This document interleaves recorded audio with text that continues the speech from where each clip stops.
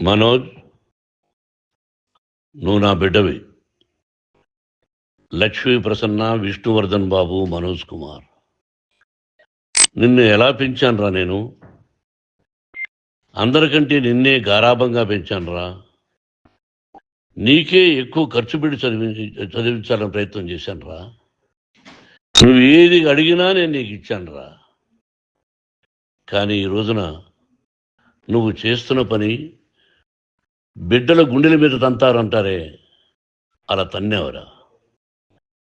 మనసు ఆవేదనతో కింగిపోతుందిరా. నేను మీ అమ్మ ఏడ్చుకుంటున్నావురా. జర్నలిజం ఉన్నది లేనిది, లేనిది ఉన్నట్టు రాస్తున్నారా. నువ్వు నన్ను కొట్టడం ఏంట్రా? నా బిడ్డ నన్ను తాకలా. ఇద్దరం ఘర్షణ పడ్డాం కొన్ని కారణాల వల్ల. ప్రతి ఫ్యామిలీలోనూ ఉంటాయిరా ఇవి. లేనివాడు ఎవరైనా ఉంటే ప్రపంచంలో ఒకరున్నారేమో, 1% ఉంటుందేమో. అటువంటి వాళ్ళ ఇంటికి వెళ్ళి కాళ్ళు గడిగి నిద్ర పూసుకోవచ్చు. భారత భాగవత రామాయణాలు చూసావు కదరా. ఏమిటిది? మీ అమ్మ ఎంత కుమిలిపోతుంది ఈ రోజున హాస్పిటల్ చేరింది. నీ వల్ల హాస్పిటల్ చేరుతాను. చూడు మనోజ్, నీకన్నీ ఇచ్చిన ఈ రోజున నువ్వు నా గుండెల మీద తనడమే కాకుండా అపకీర్తి తీసుకొచ్చావు. ఏదేదో రాశావు, ఏదేదో చెప్తున్నావు. కొంతమంది జర్నలిస్టులు ఉన్నది లేనిది, లేనిది ఉన్నట్టు రాసే వాళ్ళ తత్వం వాళ్ళకి ఎందుకంటే టీఆర్పీ పెరగాలి. ఇది వాళ్ళ నైజం. మనం మార్చలేము. వాళ్ళందరి మీద మన కోర్టుకు వెళ్ళలేము. వాక్ స్వాతంత్రం అంటారు, ప్రజాస్వామ్యం అంటారు. ప్రజాస్వామ్యంలో కూడా కొన్ని హద్దులు ఉన్నాయి. ఇది నీకు తెలుసు అనుకున్నా. ఎంత మంచి నటుడివి నువ్వు. నీ భార్య మాటలు విని తాగుడుకు అలవాటు పడిపోయావు. వింటున్నావా మనోజ్?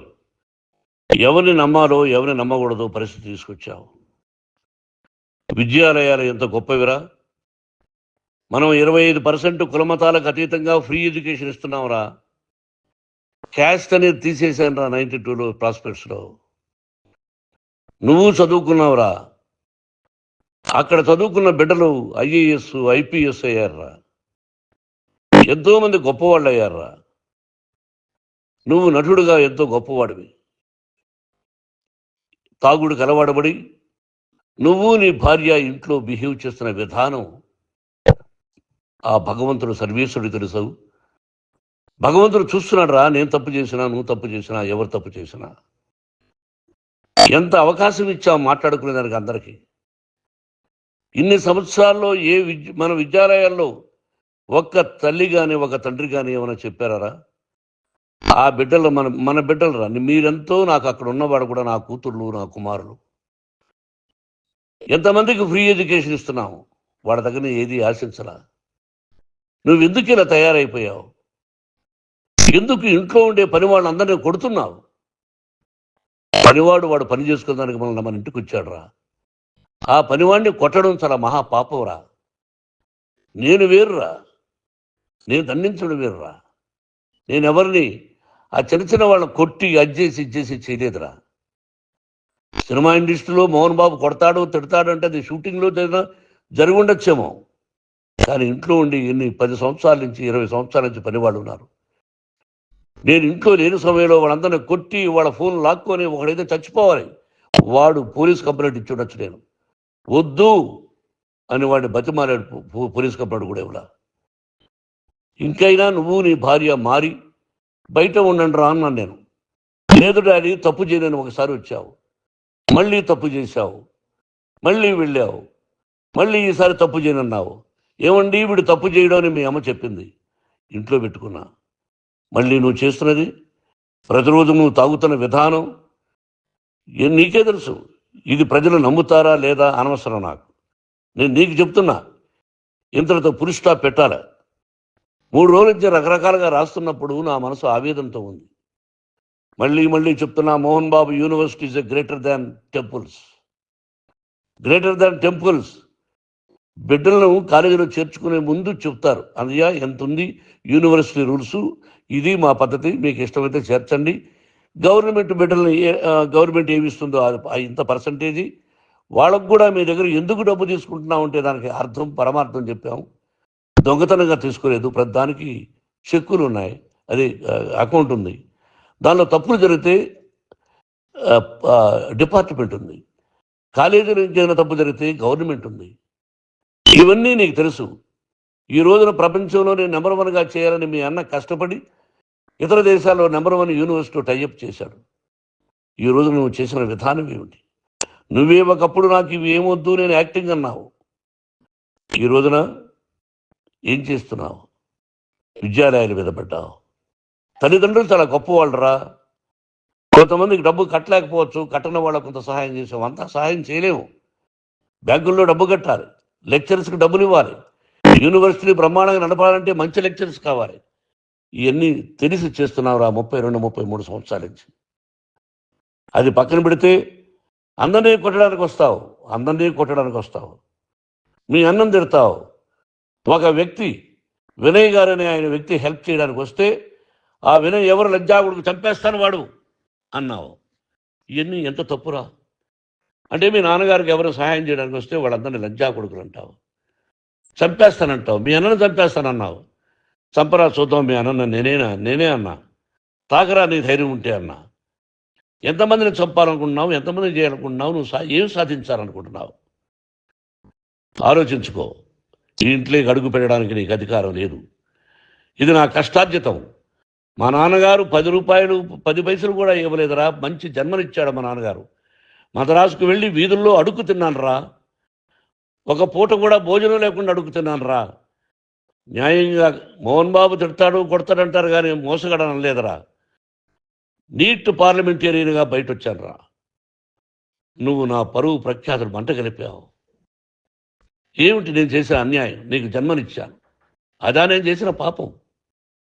అందుకే ఇది నా ఇల్లు అన్నావు. నువ్వు నీ ఇల్లు కాదు. నీ కష్టార్జితంతో నువ్వు సంపాదించుకున్న ఇల్లు నీది. ఇది నా డబ్బు, నా కష్టార్జితం. నా కష్టార్జితంలో నేను పిలిస్తేనే మీరు ఇంట్లోకి రావాలి. అటువంటిది పోగొట్టుకున్నావు నువ్వు. ఆస్తులు అంటావా? ముగ్గురికి సమానంగా రాయాలా లేదా అది నా ఇష్టం. ఆస్తులు ఇస్తానా, లేకపోతే గంగపాలు చేస్తానా, లేకపోతే ఎవరికైనా దానధర్మాలు చేస్తానా, అది నాకు సంబంధించిందిరా. నా కష్టార్జితం రా. మీరు చేస్తున్న విధానం గుణగణాలు కావాలరా. మందు తాగచ్చురా. ఎంత తాగాలి? నేను కూడా 1 or 2 పెగ్స్ తీసుకుంటా. ఇది తప్పు కాదు, జనానికి తెలియాలి. నా డబ్బు ఇది. తాగి ఎవరిని కొట్లా, తాగి నేను తింటున్నా. అది ప్రజలకు అక్కర్లా. నేను తప్పు చేస్తేనే ప్రజలకు కావాలా. ఇవన్నీ ఉన్నాయిరా. ఇవన్నీ తెలుసుకో. జర్నలిస్ట్ సోదరులారా, మీకు నా గతాన్ని తెలుసు, నా భవిష్యత్తు, నేను ఎక్కడి నుంచి వచ్చాను కూడా మీకు తెలుసు. ఈ రోజున మీరు రాస్తున్న విధానం, నా బిడ్డ నన్ను కొట్టాడన్నారు. ఎంత తప్పు! ఈ రోజున నా బిడ్డ మీద కోపంతో అవును చెప్పచ్చు, కాదు. వాడు నా మీద చెయ్యెత్తలేదు. నేను ఘర్షణ పడ్డాం. ఘర్షణ వేరు, కొట్టుకోవడం వేరు. గాయాలతో హాస్పిటల్కి వచ్చి కుంటుకుంటుగా నడిచాడు. మళ్ళీ ఏమని పోలీస్ స్టేషన్కి వెళ్ళి చెప్పాడు. ఎవరో 2 ఉన్నారు, వాళ్ళిద్దరూ నా మీద దాడి చేశారన్నాడు. నా ఇంట్లో పనిచేస్తున్న వ్యక్తుల గురించి పోలీస్ స్టేషన్కి వెళ్ళి చెప్పవలసిన అవసరం అతనికి లేదు, హక్కు లేదు. పోలీస్ డిపార్ట్మెంట్ కూడా తెలుసుకోవాల్సిన విషయం. నా ఇంట్లో ఉండే వర్కర్స్ మీద నేను కంప్లైంట్ ఇవ్వాలి. నువ్వు పర్మిషన్ లేకుండా నా ఇంట్లోకి నువ్వు చొరబడి ఇల్లు నాదంటూ ఇంట్లో పనిచేస్తున్న వర్కర్స్ మీద కంప్లైంట్ ఇచ్చావు. అది ఎంతవరకు పోలీసు న్యాయమో రూల్సో చూద్దాం. పోలీస్ డిపార్ట్మెంట్ ఇంటికి వచ్చింది. వాళ్ళకి రాశాను ఉత్తరం, అయ్యా నేను సీనియర్ సిటిజన్ని, నాకు రక్షణ లేకుండా ఉంది, నా బిడ్డ వల్ల నా ఇంట్లో నుంచి నా బిడ్డను పంపించేసి ఇది నా ఇల్లని. వాళ్ళు నాకు సమాధానం ఇవ్వలేదు. ఇవ్వకపోగా ఎవరిని పట్టించుకోలేదు. ఇప్పుడు పోలీసు వాళ్ళు వచ్చి ఏమండి రూల్స్ ప్రకారం నా బిడ్డ ఇంటికి రాకూడదంటే మాకు హయ్యర్ అథారిటీ వాడు ఫోన్ చేశారు, మీరు ఎవరిని స్టాప్ చేయొద్దండి, బయట నుంచి ఎవరైనా వస్తే వాళ్ళని స్టాప్ చేయండి అన్నారు. 2 రోజుల నుంచి 10 మంది 20 మంది వస్తున్నారు. వాళ్ళు అలా చూస్తూ నిలబడ్డారు. వాళ్ళు ఫోటోలు తీసుకున్నారు, వాళ్ళ మీద మళ్ళీ వదిలేస్తున్నారు. ఎవరిని నిందించాలి? But I give respect to the police department. వాళ్ళకి ఎవరు ఏ అధికారి ఫోన్ చేశాడో, ఆ అధికారికి ఏ పొలిటీషియన్ చేశాడో అది వాళ్ళకే వదిలేస్తున్నా. కాబట్టి వాళ్ళు పోలీస్ కంప్లైంట్ ఇచ్చినా కూడా మేము సంబంధం లేదని అంటున్నారు కాబట్టి నేను నా బిడ్డను నిన్ను నాపు చేస్తున్నా. నువ్వు ఇంట్లోకి వచ్చే అధికారం నీకు లేదు. నువ్వు వచ్చి నీ బిడ్డను తీసుకెళ్ళు. సంతోషం. నువ్వు రాలేదు, నీ బిడ్డను జాగ్రత్తగానే చూసుకుంటావు. Take care your daughter, that's all. మీ అమ్మ హాస్పిటల్లో అడ్మిట్ అయింది. రేపో ఎల్లుండో మీ అమ్మను పిలిపించి బాగైన తర్వాత ఇదిగో నువ్వు నీ కొడుకు బిడ్డను తీసుకెళ్ళి వాడికి అప్పచెప్పని చెప్తాను పోలీసు వాళ్ళ ఆధ్వర్యంలో. ఇది 100% జర్నలిస్టు సోదరులారా, పులి స్టాప్ పెట్టండి. మీకు కుటుంబాలు ఉన్నాయి, మీ యజమానులకు కుటుంబాలు ఉన్నాయి. మీ కుటుంబాల విషయాలు, మీ యజమానుల కుటుంబాల విషయాలు మేము ఎవరు జోక్యం చేసుకోరా. మేము నటీనటులం. మాది తప్పుంటే నటుడుగా నన్ను ఫెయిల్యూర్ అని రాయండి, నా నటన బాగలేకపోతే రాయండి. బట్ ఇంటి లోపల సందులో నుంచి చూస్తూ తప్పు చేస్తున్నామని ఉన్నది లేనిది ఉన్నట్టు రాయకండి. మీకు నా హృదయపూర్వక నమస్కారాలు. ఇన్ని రోజులు హృదయపూర్వకంగా ఎంకరేజ్మెంట్ చేశారు. ఆ ఎంకరేజ్మెంట్కు నమస్కారం చేసుకుంటూ I love you all. I love you police department. మీరు న్యాయంగా ధర్మంగా నడుచుకోండి, ఎవరికి తొత్తుల్లాగా ఉండొద్దండి అని మనవి చేసుకుంటూ నేను సెలవు తీసుకుంటాను. Thank you very much for all the journalist. ఇక్కడ పులి స్టాప్ పెట్టండి. Thank you very much.